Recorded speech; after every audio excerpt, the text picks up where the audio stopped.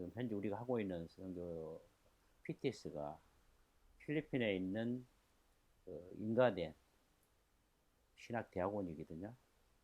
정부에서 인가한 그 프레스비테리안 이게 데올더 세미나리거든요. 필리핀이 아니고 피나마는 프로스테리안, 프로비스테리안 장로교회 신학대학원이거든요. 그래서 거기에는 그 마닐라에 본부를 두고 있고, 그리고 비사야스에 그게 분교에서 정식 그 필리핀 정부에서 인가된 신학대학원. 언제부터 시작이 된 건가요? 한 옛날에 전호진 교수님이 아니 김현기 교수님이 신학교를 세워서 하다가 아마 몸이 안 좋아지고 지금 천안 쪽인가 요양원에 계신 줄 알고 있거든요. 한국에 들어오시면서 거의 폐교가 되듯이 했어요. 했던 것을 쉐부하고 일로일리하고 사야스 세계 신학교에 있는 대학들의 할리지에서 합계만 합쳐가지고 신대원께서 그 김현 교수님이 했던 것을 이어가자. 그렇게 되어져서 아마 신학교가 운영이 되어졌고, 그 과정 속에 2019년에는 아마 6명의 목사님들이 5만 원씩 30만 원을 제시해갖고 교수들 교통비 맞았어요.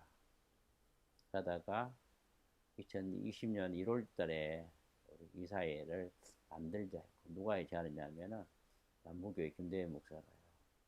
또 역시 마찬가지 그때 30만 원 교통비 드릴 때도 그 김대회 목사님이 소개를 해가지고 같이 그 계속해서 이끌어 나가자.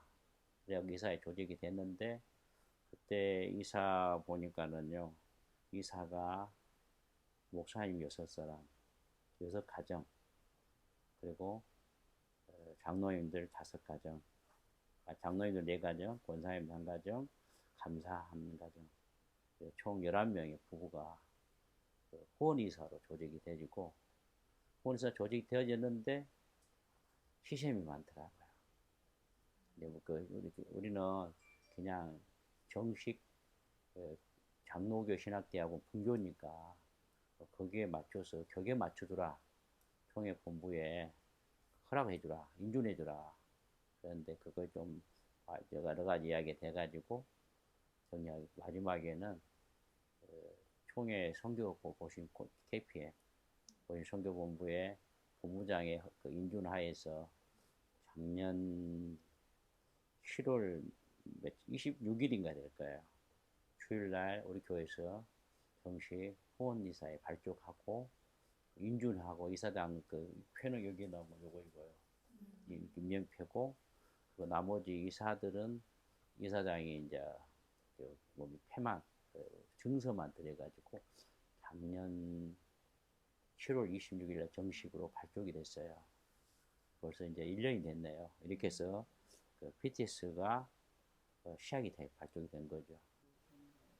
그렇게 크지는 않고 지금 현재 저번까지는 우리가 그 후원회사 발족할 때는 그 비사에스에 있는 그 선교사님이 학장 겸해서 원장으로 있었고 은퇴하면서 이제 일로일로에 있는 김재영 선교사님이 새로 원장으로 맡아서 하는데 지금 제가 알고 있기로는 학생들이 한 10명, 한 칸이시다. 10명 그 학생들이 예, 예, 예.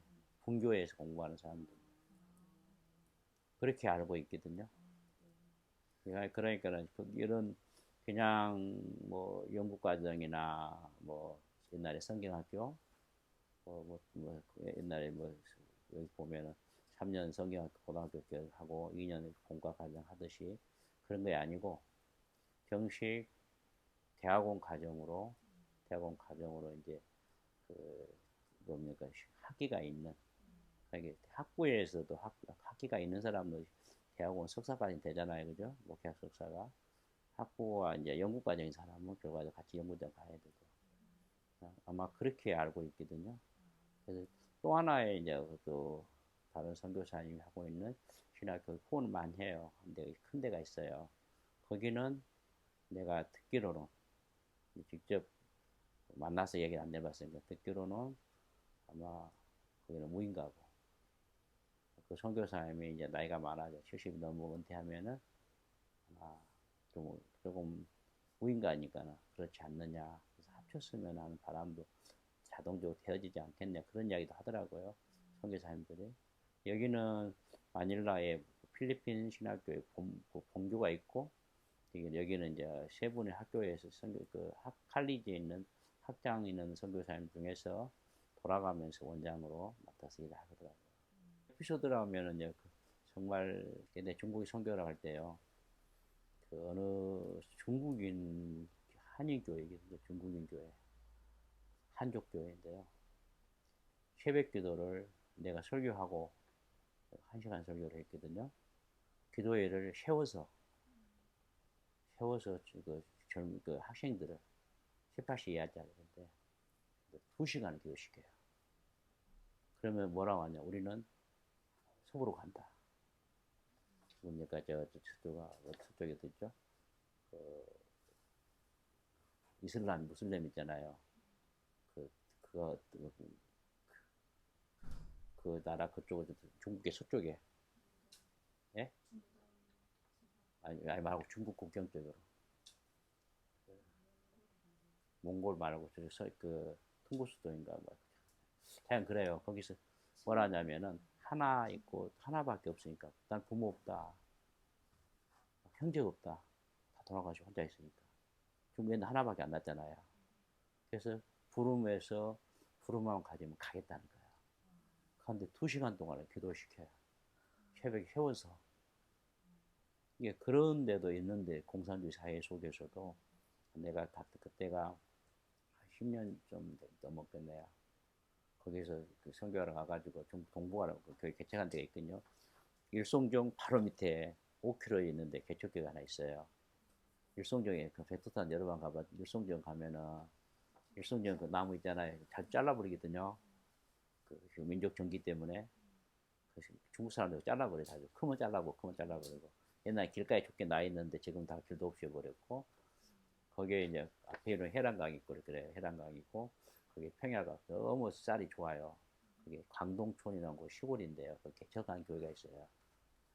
거기 자주 가고 그때 가면서 중국 그쪽으로 중국 한족들이 있는 교회 그 조선족의 그 전도사가 그 교회를 개척하고 훈련하는데 굉장히 강하게 훈련시켜요. 그런 것도 있어요. 지금 우리 한국은 완전히 너무 화롭잖아요. 지금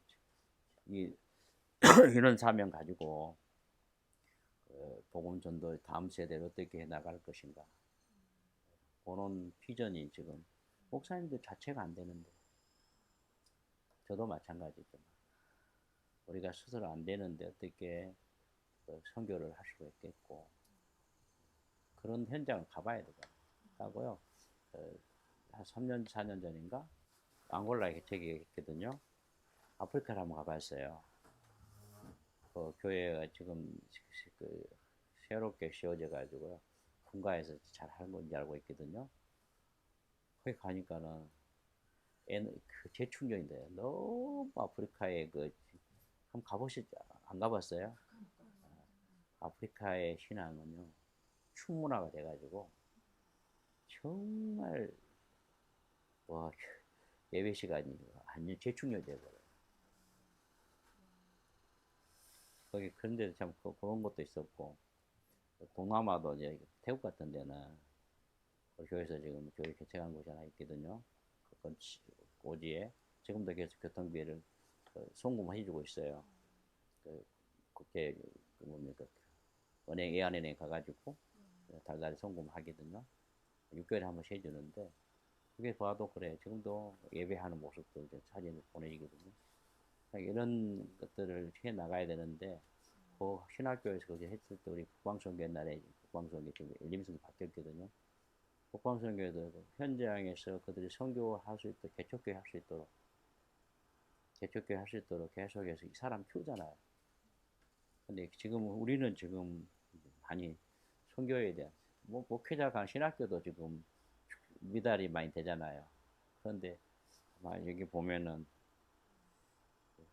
여러분들 이번에서 파송일이라 불리고 있는데 어떻게 보시나요? 했는데 아마 잘 모르겠어요, 나도요. 내가 자신 있게 대답, 뭐 나도 그렇게 충분히 못하는데 다른 이야기 어떻게 할 수 있어요? 지금 현재로 봐서 아마 많이 이태롭다고 봐야죠. 5% 미만이면은 미전도 종족 선교국으로 선교지가 되거든요. 한국이 앞으로 그렇게 거기까지 내려갈지도 모르는 그 상황이에요. 그래서 지금 중요한 것은 해외 선교도 중요하지만은 국내 선교도 중요하고 일꾼 키워야 되니 선교사 일꾼 양성하지 않으면은 아마 이것도 이태롭다고 보죠. 일이다고 불리지만은 제가 보기에는 상당히 이태로운 많은 사람들이 뭐라고 합니까? 지금 한국이 미전도 종족국 청소년에서 그리 될수 5% 미만이 된다고 하고 있거든요. 심각한 문제가 있거든요. 단지 위에서만 볼 때 병목 현상에서 좋아할지 몰라도 좀 신경 써야 될 문제죠. 조금 저는 그래요. 신앙을 처음부터 감초를 잘못했다고 봐요. 저 코로나19 상황이. 그 노마서에서 주의 이름 부르는 자는 구원 얻는다 했거든요. 그 마음으로 믿어 입으로 시인하고 마음을 믿어 구원 이룬다 했고요. 노마서 10장 9절인가 하고 13절에요. 그 단어가 참 재밌어요. 하나는 에피칼레오고 하나 호모로게오다 하거든요. 시인하단 말이 있고 부른다는 말이 있어요. 근데 어디서 시인해야 되죠? 로마서는 로마 황제 앞에서 시인해야거든요. 콜로세움에 들어가야 되잖아요. 원형극장에 가서 사자바 앞에서도 검도사 앞에서도 시인하는 거거든요. 그게 신앙 고백이고 호몰로게는 신앙 고백한 걸 부르는 이야기거든요. 그러면 예수님 누구예요? 황제 앞에서 뭐합니까? 큐리오스가 돼야거든요. 주님이라고 고백해야 돼요. 황제가 큐리오스가 아니고 예수님이 로드다, 주님이다. 그것을 지금 300년 동안 해오다가 313년에 콘스탄티누스에서 기독교가 국교화 되잖아요. 혁명한 거 아니에요. 그리스도인들이 개혁했어요. 삶 현장에 순교 당하면서 거기서 그리스도의 흔적을 남겼거든요. 코로나19 상황 속에서요. 이상하게 돌아왔거든요. 예배가 없어져 버렸어요. 그러니까 주의 이름을 부르지를 못해요. 어디서요? 총칼 앞에서. 코로나19의 정부 방역단체 앞에서요. 다 무너져 있거든요. 저는 거기에 대해서요. 여전히 뭡니까? 그리스도인들이 여전히 우리는 예수님을 주님으로 부르고 그분을 예배하는 자리에서 예배해야 된다고. 지금 그걸 놓쳐버리면은 다 힘들어요.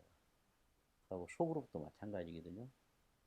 정부에서 소그룹 거리두기 하잖아요. 공간 넓기든. 그럼 소그룹 거리두기 하면 돼요. 음식 안 먹으면 되거든요. 물만 마시면 되거든요. 물은 괜찮다 했거든요. 그렇게 해서 모이면 되거든요. 근데 그거 안 하는 거야. 지금 제가 볼 때는 그리스도인의 본질을 잊어버리고 지금 삶이 지금 이상하게 돌아간다는 거죠. 그래서 정말 옛날에 로마가 10명의 황제들의 좀 큰 핍박 속에서도 그들이 개혁해 나가지 로마를 뜯어 고쳐가지고 혁명에 간 건 아니거든요. 오늘날 사회주의나 공산주의 사회에서요. 이런 나가고 있는 상황 속 교회가 속으로 없애버렸잖아요, 지금요. 아예 속으로 모임 못하게 하잖아요. 음식 안 먹으면 되잖아요. 밥 안 먹으면 되는 것이고. 그런데 그런 상황 속에서 여전히 과거나 현재나 미래도 마찬가지겠죠. 여전히 우리가 복음을 전해야 되고 예배해야 되고요. 하나님 섬겨야 되고. 이게 지금 현재 정말 심각한 문제다 보거든요. 그러니까 마태복음 28장에 그리스도인의 대임령을 잊어버린 거죠. 뭐 제자 디사이플링 해야 되기 제자 삼아야 되는데 가서 쉐리 주고 가르쳐 주고 전파하면서 제자 삼으라 하겠거든요. 근데 지금은 그거 놓쳐버리잖아요. 그 성경 구절에 성경은 그 아마 신정통주자들은 뭐라고 말합니까? 비캄이다 하거든요. 성경 하나님 말씀이 된다고 하거든요. 칼바르트 신학에서. 우리는 그렇게 안 하거든요. 성경이 하나님 말씀이다고 투비로 존재하는 내가 믿든지 안 믿든지 내가 고백하든지 하나님의 말씀이고 그 고백 속에서 여전히 우리는 신앙 성경대로 하나님 앞에 나와서 예배해야 되고 또 말씀 봐야 되고 기도해야 되는데 그걸 놓쳐버립니다. 이게 지금 어떻게 보면은 너무나 많은 사람들이 합리화시키고 있다. 그렇게 생각해요, 저는요.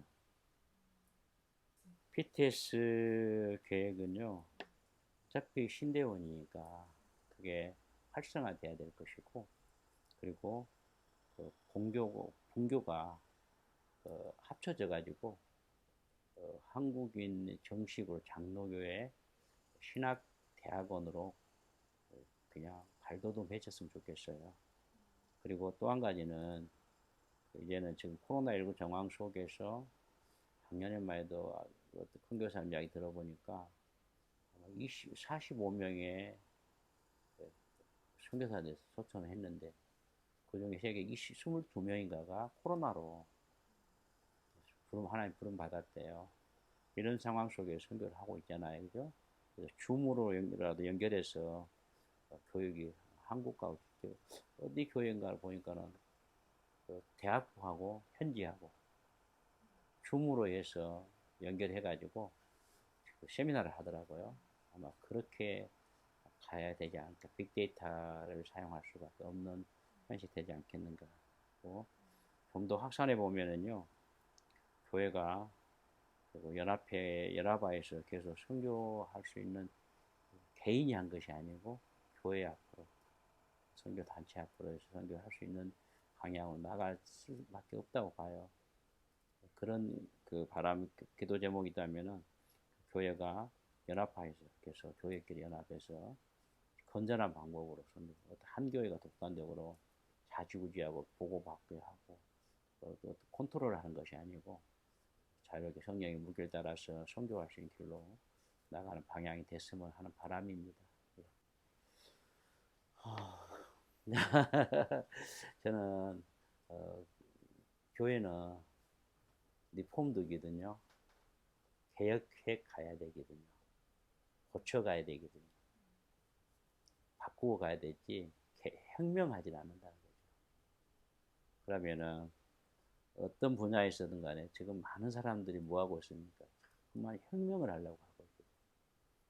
그러지 말고 사회 전반에 그리스도인의 문화가 꼽히도록 특별히 투데이엔 독자들에게 말씀드린다 하면은 삶 속에서 아름다움들이 드러나고 기독교 문화 꼽히도록 창세기 1장 31절에 보면요 하나님도 심히 좋았더라 있잖아요. 그걸 가지고 컬처 캔디에이트라고 문화적 사명이다 해서 독일 신학이 그렇게 되어 있거든요. 독일은 자연 환경을 보호하고 하나의 문화 가지고 그 문화 혁명을 하는데 뭐합니까? 성경 구절을 통해서 그들의 그 사회 자연을 가지고 가고 있거든요. 마찬가지로 투데이엔이 기독교 문화에 대해서 문화를 꼽히게 한다면은 좋은 도움이 될 것이고 그리스도인들이 많은 영향력을 미치지 않겠는가. 어떤 근거로 할 것인지, 어떤 개혁인지 혁명인지, 삶의 변화인지, 아니면은 폭력적인 선동인지 그게 아니고 진정한 하나님 말씀에 근거해서 컬처럴 캔디데이트 문화적 사명을 다 감당한다면은 충분한 좋은 감성으로 남을 것 같습니다.